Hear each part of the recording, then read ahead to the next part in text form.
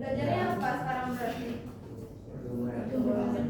Oh, belum perkembangan ada lagi. Yang beda. Oh, syarat lumayan beda-beda ya. Ya syarat merdeka. Jadi kalau gitu, teman-teman, untuk pertemuan kali ini kita akan bahas lanjutan dari kemarin. Kemarin kita bahas tentang hormon ya, dan jenis-jenis hormon, fungsi hormon, dan di mana dia keluar. Dan untuk pertemuan kali ini kita akan membahasnya itu adalah cara kerja. Salah satunya adalah cara kerja dari hormon. Biasanya kalau misalkan kita lagi ngebahas hormon, homeostatis ini sering dibahas. Gitu. Oke? Nah, jadi homeostatis ini sebenarnya artinya apa? Ya. Homeostatis ini itu sebenarnya adalah cara tubuh, ya, cara kerja tubuh, ya. Atau mungkin bisa saya artikan juga sebagai mekanisme tubuh. Mekanisme tubuh, ya, saat sedang normal. Normal di sini maksudnya adalah kalian sehat, kalian nggak ada penyakit, kalian nggak ada gangguan sedikit pun. Jadi naturalinya, seharusnya, idealnya mekanisme atau beberapa proses kerja tubuh kalian itu seperti yang akan kita bahas pada pertemuan kali ini. Gitu. Oke? Jadi kalau ditanya homeostatis itu apa? Belajar tentang cara kerja bagian tubuh kita. Ya, cara kerja tubuh kita dalam keadaan normal. Jadi artinya seperti itu. Sampai sini ada yang mau ditanyain dulu. Nah, kenapa kita harus belajar ini? Ya, tujuannya teman-teman, ya, tujuannya supaya kita bisa tahu kapan tubuh kita itu dianggap bermasalah, ada gangguan atau nggak sakit. Nanti kan dibandingin tuh, oh kalau normal tubuhnya seharusnya begini. Kalau ternyata yang terjadi sebaliknya, nanti jadinya kayak gimana? Itu yang disebut sebagai tujuan dari homeostatis. Jadi tujuannya adalah untuk mengetahui, ya, apakah tubuh, ya, sedang bekerja secara normal atau tidak. Jadi tujuannya kayak gitu, ya. Terutama teman-teman yang nanti pengen jadi dokter, ya, ini akan jadi salah satu bahasan yang sering diungkit, gitu ya. Kalau di sini kan kalian akan membahas versi yang simpel-simpelnya dulu, yang paling penting sama keseharian kita dulu. Nanti kalau misalnya kalian jadi dokter, mungkin yang dibahas akan jauh lebih rinci lagi. Nanti berkaitan juga bentuk fisik dari sel-sel tubuhnya gimana, apakah ada perubahan atau enggak, gitu. Apakah perubahan ini mempengaruhi cara kerja tubuh atau enggak. Nanti bahasannya akan sampai ke situ, gitu ya. Tapi kalau misalkan di sini, ini hanya untuk mekanisme kerja tubuh yang paling dasar, yang paling dekat sama keseharian kita dulu, gitu ya teman-teman ya. Cukup bisa dipahami sampai sini? Oke. Nah terus teman-teman, ya, faktor yang mendukung atau faktor yang mendorong keberhasilan atau kebagusan dari proses homeostatis ini apa? Di antaranya itu ada nutrisi, ya. Nutrisi yang kalian makan udah cukup apa belum? MBG-nya bagus apa enggak? Keluarnya itu masak sih. Masa iya? Bau. Apanya yang bau? MBG itu tidak enak. Kadang enak. Ulatnya. Apa? Buahnya ada ulat. Ada ulatnya? Iya, kadang ada. Kayak di mulut juga ada. Itu yang kayak udang, apa kayak bentukannya udang. Kalau di potek ini tempe. Oh, tambahkan yang baik sih. Kamu udah semua. Oke teman-teman, kita balik lagi. Itu ya. Selain MBG juga termasuk makanan yang kalian makan sehari-hari. Jadi nggak cuma dari MBG doang. Coba sekarang kalian lagi pada makan apa di sini? Makan apa ini? Makan mie, makan keripik, minumnya kopi, matcha.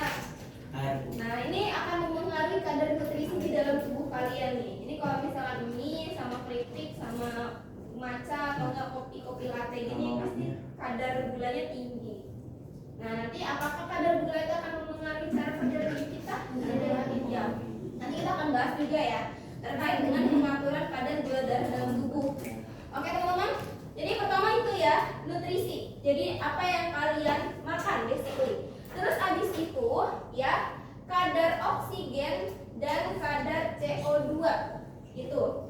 Kalian tahu nggak tubuh itu ya mekanismenya akan berbeda saat kalian berada di tempat yang lebih tinggi maupun lebih rendah. Misalkan kalian di sini nih di Cikarang kan dataran rendah, terus tiba-tiba kalian manjat ke Gunung Everest gitu, pasti nanti misalkan ya, misalkan kalian manjat ke Gunung Everest, nah nanti kondisi oksigen antara di Cikarang sama puncak Everest kan beda tuh. Dan itu juga akan mempengaruhi cara kerja dari tubuh kalian. Paham nggak sampai sini? Oke ya. Jadi seperti itu. Terus selain itu juga ada suhu. Suhu itu maksudnya adalah temperatur. Nah, gimana cara tubuh kalian menyikapi pas dalam keadaan dingin? Ya. Oke, nah betul. Contohnya menggigil. Dan bagaimana cara tubuh kalian menghadapi saat tubuh kalian itu lagi panasan atau lagi dalam keadaan demam, gitu. Oke. Nanti juga akan mempengaruhi juga. Terus nanti ada pH, ya. Sama yang terakhir adalah konsentrasi air, ya, garam, dan elektrolit.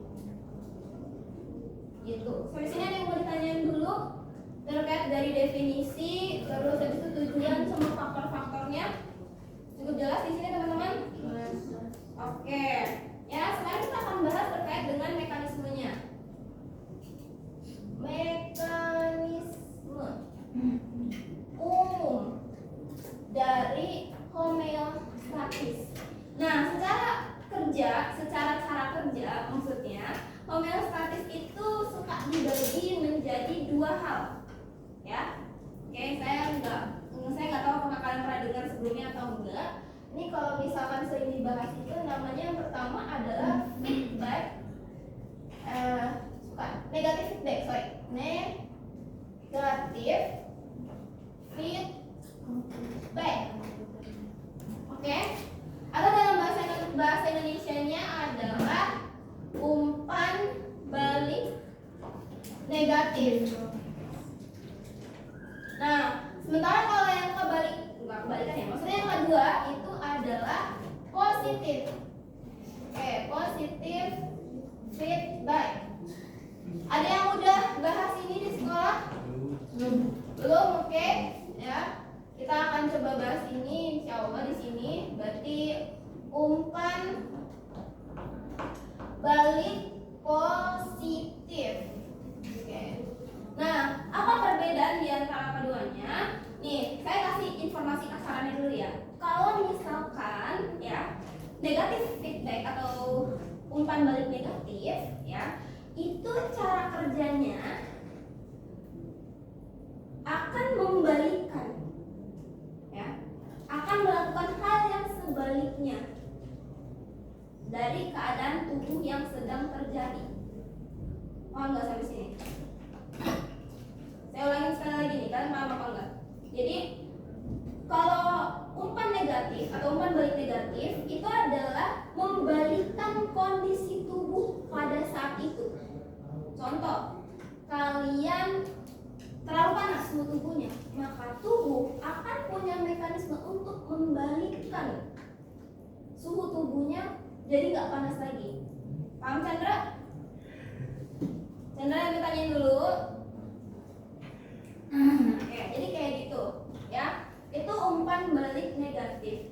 Tapi kalau umpan balik positif, dia itu kalau datang stimulus atau pemicu, dia akan mendorong, nge-boosting ya, memperbanyak, memperkuat kinerja dari tubuh.